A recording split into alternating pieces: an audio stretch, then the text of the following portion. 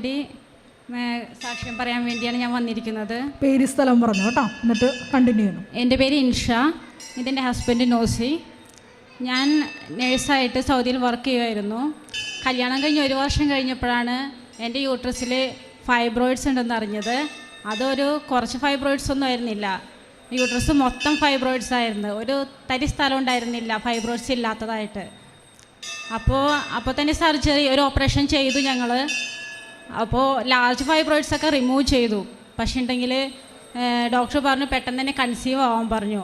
പക്ഷെ 3 മന്ത് കഴിഞ്ഞപ്പോൾ പിന്നെ സ്കാൻ ചെയ്തപ്പോൾ അതുപോലെ തന്നെ അതിനേക്കാൾ ഇരട്ടിയായിട്ട് തന്നെ പിന്നെയും ഫൈബ്രോയിഡ്സ് കുന്നുകൂടിയേക്കുക. ഒരു ചാൻസും ഉണ്ടായിരുന്നില്ല കൺസീവ് ആവാനായിട്ട്. ഒത്തിരി ആ ഫൈബ്രോയിഡ്സ് മൂലം എൻ്റെ ഹെൽത്ത് സ്റ്റാറ്റസും ഭയങ്കരമായിട്ട് ഡൗൺ ചെയ്തുകൊണ്ടിരിക്കുമായിരുന്നു. ഭയങ്കരമായിട്ട് അനീമിക്കായി, ബ്ലീഡിങ് ഭയങ്കരമായിട്ട് കൂടിക്കൊണ്ടുവരുമായിരുന്നു. ആ സമയത്ത് ഈ വെക്കേഷന് വരുമ്പോഴാണ് ഈ ട്രീറ്റ്മെൻ്റ് എല്ലാം നടന്നുകൊണ്ടിരിക്കുന്നത്. അപ്പോൾ ഒരു വട്ടം ട്രീറ്റ്മെൻറ്റിന് വേണ്ടി വന്നപ്പോൾ ഡോക്ടേഴ്സ് എല്ലാം പറഞ്ഞു യൂട്രസ് റിമൂവ് ചെയ്യുന്നത് തന്നെയാണ് നല്ലത്, കാരണം അത്രയും ഹെൽത്ത് ഭയങ്കരമായിട്ട് മോശമായിക്കൊണ്ടിരിക്കുക. പക്ഷെ എന്നാലും ആ ഒരു ഇതിനോട്ട് ചെയ്യാനായിട്ട് ഒരു തുനിഞ്ഞില്ല. വേണ്ട, എന്തെങ്കിലും ഒരു വഴി കാണിച്ചു തരും ദൈവം എന്നൊരു പ്രതീക്ഷ ഉണ്ടായിരുന്നു. അങ്ങനെ ഇരിക്കുമ്പോഴാണ് ഞാൻ ആദ്യമായിട്ടാണ് കൃപാസനത്തിൽ വരുന്നത്. പക്ഷേ എൻ്റെ അമ്മച്ചിയും ഹസ്ബൻഡിൻ്റെ അമ്മച്ചിയും ഇവിടെ വന്ന് ഉടമ്പടി എടുത്ത് പ്രാർത്ഥിക്കാറുണ്ടായിരുന്നു. ഉപ്പും ഇവിടുത്തെ തൈലവും എല്ലാം വാങ്ങിക്കൊണ്ട് വരാറുണ്ടായിരുന്നു. പക്ഷെ എന്നാൽ പോലും ഞാനിത് കാണുകയോ ഞാൻ പ്രാർത്ഥിച്ചിട്ട് പോലും ഉണ്ടായിരുന്നില്ല. കൃപാസന മാതാവിനെ അറിയാം, പക്ഷേ ആ ഒരു വിശ്വാസത്തിലേക്ക് എപ്പോഴും വരാൻ പറ്റിയിട്ടുണ്ടായിരുന്നില്ല. അങ്ങനെ ഞാൻ ലീവ് കഴിഞ്ഞ് സൗദിയിലേക്ക് തിരിച്ചു പോയി. അപ്പോൾ ഒരു ഓഗസ്റ്റിൽ ഓണത്തിന് എൻ്റെ അമ്മച്ചി ഈ ഉപ്പും ഈ തൈലവും എനിക്ക് അങ്ങോട്ട് എൻ്റെ ഫ്രണ്ടിൻ്റെ കയ്യിൽ കൊടുത്തയച്ചു. പക്ഷെ എന്നാൽ പോലും ഞാനത് നോക്കാനൊന്നും കൂട്ടാക്കിയില്ല കേട്ടോ. അത് ഞാനെടുത്ത് എൻ്റെ പ്രാർത്ഥിക്കണ ടേബിളുമ്മ വെച്ച് അവിടെ തന്നെ ഇരുന്നു. ഞാനത് ഡിസംബറിൽ നാട്ടിലേക്ക് തിരിച്ചു പോരാൻ നേരത്ത് അത് അവിടെ ഇരിക്കുകയാണല്ലോ എന്ന് വിചാരിച്ച് അത് എടുത്ത് ഞാൻ നാട്ടിലേക്ക് തന്നെ തിരിച്ചു കൊണ്ടുവന്നു. അപ്പോൾ ഡോക്ടറിൻ്റെ അടുത്ത് ചെന്നപ്പോൾ ഡോക്ടർ പറഞ്ഞ് ഒരു ചാൻസും ഇല്ല, കൺസീവ് ആവത്തില്ല. അപ്പോൾ നമ്മുടെ ആകെ ഒരു ആവശ്യം എന്ന് വെച്ചാൽ ഒരു കൊച്ചിനെ കിട്ടുക, ജോലിയെല്ലാം നെക്സ്റ്റ് പ്രയോറിറ്റി ആയിരുന്നല്ലോ. അപ്പോൾ എല്ലാ ഒരു സ്കോപ്പും വിട്ടപ്പോൾ എൻ്റെ മുന്നിൽ ആ രൂപത്തിൻ്റെ ഇരിക്കണ ആ ഒരു ഉപ്പും ആ തൈലവും ഞാൻ കണ്ടു. ഞാനപ്പോൾ രണ്ടും കൽപ്പിച്ചു, ഓക്കെ ഇത് ഞാൻ എടുത്ത് കഴിച്ചു നോക്കാം എന്ന് വിചാരിച്ച് അതൊന്ന് കഴിച്ചു കഴിഞ്ഞ് എനിക്ക് തന്നെ വിശ്വസിക്കാൻ പറ്റിയില്ല. ഇപ്പോഴും ഞാൻ വിശ്വസിച്ചിട്ടില്ല കേട്ടോ, കാരണം എനിക്കൊരു ചാൻസ് ഉണ്ടായിരുന്നില്ല ആ ഒരു കാര്യത്തിന്. ജാനുവരി 26 എൻ്റെ പ്രഗ്നൻസി റിപ്പോർട്ട് പോസിറ്റീവായിട്ട് വന്നു. എന്നാണ് കൃപാസനത്തിൽ ഉപ്പ് കഴിച്ചത്? എനിക്കൊന്നാണ് ഡിസംബർ ഒരു 23rd ആ ഒരു ദിവസങ്ങളിലായിരുന്നു കഴിച്ചത്. അതായത് 2020 ആണോ? 2018 ഈ ഉപ്പ് കഴിച്ചത്. അത് കഴിഞ്ഞ് ജാനുവരിയിൽ കൺസീവ് ആണെന്നുള്ള റിപ്പോർട്ട് വന്നു. ഈവൻ ഞാൻ ട്രീറ്റ്മെൻറ്റ് ചെയ്യണ ഡോക്ടേഴ്സിന് പോലും ഒരു വിശ്വസിക്കാൻ പറ്റുന്നുണ്ടായിരുന്നില്ല. അത്രമാത്രം യൂട്രസ് ഒരുമാതിരി ഫൈബ്രോയിഡ്സ് കൊണ്ട് നിറഞ്ഞിരിക്കുമായിരുന്നു. അതിനിടക്ക് ഞാൻ കൺസീവായി. എത്രമാത്രം അത് കണ്ടിന്യൂ ചെയ്യുമെന്നൊന്നും ഒരു വിശ്വാസം ഉണ്ടായിരുന്നില്ല. അത് കണ്ടിന്യൂ ചെയ്ത് ലാസ്റ്റ് 6th മന്തായിരുന്നപ്പോൾ ഞാൻ സൗദി തന്നെയായിരുന്നു. അന്നേരവും 7th മന്തിൽ കുറച്ച് ബ്ലീഡിങ്ങും കാര്യങ്ങളൊക്കെ ആയി. അത് അബോട്ടായി പോണ പോലെ ഒരു ചാൻസ് ഉണ്ടായിരുന്നു. പക്ഷേ എൻ്റെ കയ്യിൽ ആ കൃപാസന മാതാവിൻ്റെ രൂപം എപ്പോഴും കയ്യിലുണ്ടാവുമായിരുന്നു. ആ പ്രഗ്നൻസിയുടെ സമയത്ത് മൊത്തം. ആ സമയത്ത് ദൈവം അനുഗ്രഹിച്ച് കൊച്ചിനൊരു കുഴപ്പമുണ്ടായിരുന്നില്ല. അപ്പോൾ തന്നെ ഞാൻ അവിടെ നിന്ന് ഫ്ലൈറ്റ് കയറി നാട്ടിലേക്ക് വന്നു. നോർമലായിട്ട് എൻ്റെ ഓപ്പറേഷനായിരുന്നു. ഓപ്പറേഷൻ നടന്ന് ഇപ്പോൾ കൊച്ചിനൊരു കുഴപ്പമില്ല. ഇപ്പോൾ കൊച്ചിന് 2 വയസ്സായി. ഇത്ര നാളും നമ്മളുടെ ഒരു പ്രളയവും ഇതൊക്കെ കാരണമാണ് ഇവിടെ ഒന്ന് സാക്ഷ്യം പറയാൻ ലേറ്റായത്. ഇപ്പോൾ വിശ്വാസമൊക്കെ വർദ്ധിച്ചു. ഇതെൻ്റെ ആദ്യത്തെ ഒരിതാണ്. ഞാൻ ഉടമ്പടി എടുത്തില്ലെങ്കിൽ പോലും എനിക്ക് വേണ്ടി ഉടമ്പടി എടുത്ത എൻ്റെ അമ്മച്ചിയും നോസിയുടെ അമ്മച്ചി, ഹസ്ബൻഡിൻ്റെ അമ്മച്ചി ആയിക്കോട്ടെ, അവരിലൂടെയാണ് എനിക്ക് ഈ ഒരു അനുഗ്രഹം കിട്ടിയത്. ഇപ്പോൾ ഞാൻ ഒത്തിരി സന്തോഷമാണ്, എനിക്ക് ഒത്തിരി ഹാപ്പിയാണ്. ഇപ്പോൾ പ്രാർത്ഥനകളൊക്കെ പ്രാർത്ഥിക്കുന്നുണ്ടോ കൃപാസനത്തിലെ? പിന്നെ തീർച്ചയായിട്ടും പ്രാർത്ഥിക്കുന്നുണ്ട്. എല്ലാ കാര്യത്തിനും ഇപ്പോൾ മാതാവിനെ കൂട്ടുപിടിക്കുന്നത്. കരങ്ങളടിച്ച് നമുക്ക് കർത്താവിനെ മഹത്വപ്പെടുത്താം. വലിയൊരു സാക്ഷ്യമാണ്. കാരണം ഉടമ്പടി എടുത്തപ്പോൾ ഈ കുടുംബത്തിൻ്റെ ഗതി പരിശുദ്ധ അമ്മ മാറ്റിമറിച്ചു. കാരണം എനിക്കറിയാവുന്ന ഒത്തിരി വിഷയങ്ങളുണ്ട് ഈ ഒരു മേഖലയായിട്ട്, മെഡിക്കൽ ഫീൽഡുമായിട്ട് ബന്ധപ്പെട്ട് പ്രവർത്തിക്കുന്നവരെ സംബന്ധിച്ചിടത്തോളം അവർക്ക് അറിയാൻ പറ്റും.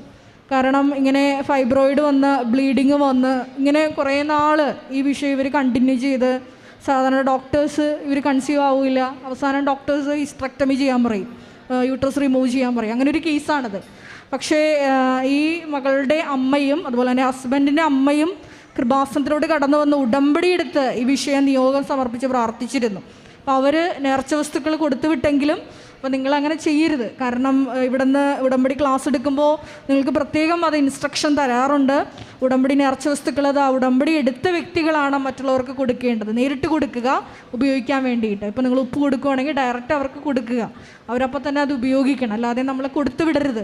കാരണം ഉടമ്പടി എടുക്കാത്തവരെ സംബന്ധിച്ചിടത്തോളം അതിൻ്റെ പവർ എന്താണെന്നോ എന്താണ് ആ നേർച്ച വസ്തുക്കളൊന്നും അവർക്കറിയില്ല. അവർക്കറിയില്ല, അറിവില്ലായ്മയാണ്. അപ്പം നമ്മൾ മുത്തുകളെടുത്ത് പന്നികൾക്ക് ഇട്ട് കൊടുക്കരുത്. കാരണം അത് അവർ ചവിട്ടി തേച്ച് കളഞ്ഞിട്ട് അത് നമ്മളെ ആക്രമിക്കും. അതുകൊണ്ട് തന്നെയാണ് കൃപാസനത്തിൽ ഉടമ്പടി എടുക്കുന്നവരെ സംബന്ധിച്ചിടത്തോളം നിങ്ങൾ പ്രത്യേകം ഓർക്കണം, നിങ്ങൾക്ക് കിട്ടുന്ന നേർച്ച വസ്തുക്കൾ അത് നിങ്ങൾക്ക് ഉറപ്പുണ്ടെങ്കിൽ മാത്രം നിങ്ങൾ പ്രാർത്ഥിച്ചവർക്ക്. ഇപ്പോൾ ഒരു രോഗീനെ നിങ്ങൾ സന്ദർശിക്കാൻ പോകും, തീർച്ചയായിട്ടും നിങ്ങളുടെ ഉടമ്പടി തൈലം നിങ്ങൾക്കത് കയ്യിൽ കരുതി ആ രോഗിക്ക് നിങ്ങൾക്ക് വിശ്വാസ പ്രമാണത്തിൽ കുരിശ് വെച്ച് അപ്ലൈ ചെയ്ത് നിങ്ങൾക്ക് തിരിച്ചു പോരാം. അല്ലാതെ അവിടെ നിങ്ങൾ കുപ്പിയിൽ ഒഴിച്ച് അവർക്ക് ഹാൻഡ് ഓവർ ചെയ്യരുത്. അപ്പോൾ ഈ സാക്ഷ്യത്തിൽ പറഞ്ഞതുപോലെ തന്നെ ഈ മകൾക്ക് അമ്മയാണ് ഉടമ്പടി തൈലം ഉപ്പും കൊടുത്തു വിട്ടു എന്നാണ് പറഞ്ഞത്. പക്ഷേ ഈ മകൾ ഉപയോഗിച്ചില്ല. കാരണം she don't know what it is, എന്താണ് ഹോളി റിലിക്സ് എന്നോ എന്താണ് നേർച്ച വസ്തുക്കൾ ഹോളി ആർട്ടിക്കിൾസ് എന്താണെന്നോ ഒന്നും അറിയില്ലായിരുന്നു ഈ മകൾക്ക്. അപ്പോൾ ആ മകള് അപ്പോൾ ഉടമ്പടി തൈലവും ഉടമ്പടി ഉപ്പുമാണ് കൊടുത്തു വിട്ടത്, അമ്മ കൊടുത്തു വിട്ടത്. അപ്പോൾ അവസാനം എല്ലാം കൈവിട്ടു. ഈ സാക്ഷ്യത്തിൽ വ്യക്തമായിട്ട് എഴുതിയിട്ടുണ്ട്. എല്ലാം പ്രതീക്ഷയും അറ്റ് കഴിഞ്ഞപ്പോൾ ഈ മകൾ വിചാരിച്ചു എന്നാൽ ഈ നേർച്ച വസ്തുക്കൾ ഒന്ന് ഉപയോഗിച്ച് നോക്കിയേക്കാം, അല്ലേ? അങ്ങനെയല്ലേ നേർച്ച വസ്തുക്കൾ ഉപയോഗിക്കുന്നത്. അങ്ങനെ ഈ മകൾ ചെയ്തത് ഒരു ഉടമ്പടി ഉപ്പിൽ നിന്ന് ഒരു നുള്ളെടുത്ത് കഴിച്ചു. ഡിസംബറിലാണ് ഈ ഉടമ്പടി ഉപ്പ് കഴിക്കുന്നത്. ജനുവരിയിൽ ഈ മകൾ പ്രഗ്നൻ്റായി.